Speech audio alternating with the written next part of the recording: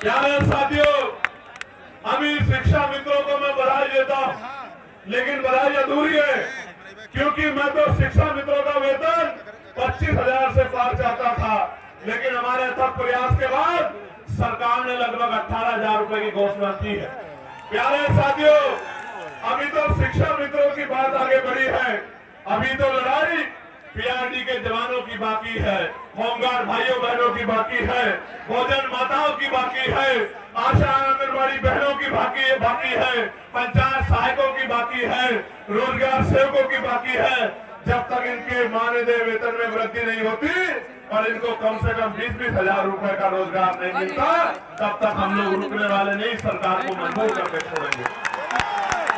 इस सरकार को मजबूर करके छोड़ेंगे कि जिनसे काम लेते हो उनको कम से कम इज्जत का वेतन देने का काम करो। सिर्फ यही लड़ाई खत्म नहीं होगी जब तक ग्रामीण क्षेत्रों में महिलाओं को सम्मान पूर्वक रोजगार नहीं मिलेगा, तब तक ये लड़ाई पूरी नहीं हो सकती। मेरी बात को आप याद रखना।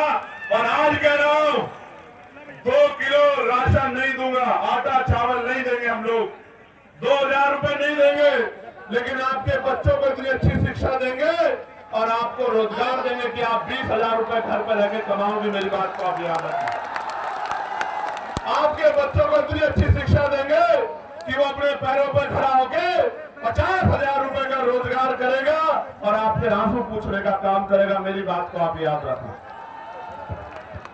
प्यारे साथियों, उत्तर प्रदेश के हालात बदल रहे हैं, उत्तर प्रदेश के हालात बदल रहे हैं और एक तरफ तो नीले झंडे वाले बाबा साहब अम्बेडकर के अनुयायी, फूले साहू के अनुयायी घूम रहे हैं, दूसरी तरफ कुछ बहरूपिये भी घूम रहे हैं। और बहरूपियों को कैसे पहचानना है, बहरूपियों को कैसे पहचानना है, तो उनकी बातों में गौर करना पड़ेगा। एक नेताजी तो विधानसभा में खड़े होकर कहते हैं, हालांकि मैं इस भाषा को नहीं यूज करना चाहता था, लेकिन मुखौटे तो उतारने पड़ेंगे, बिना मुखौटे उतरे काम नहीं चलेगा।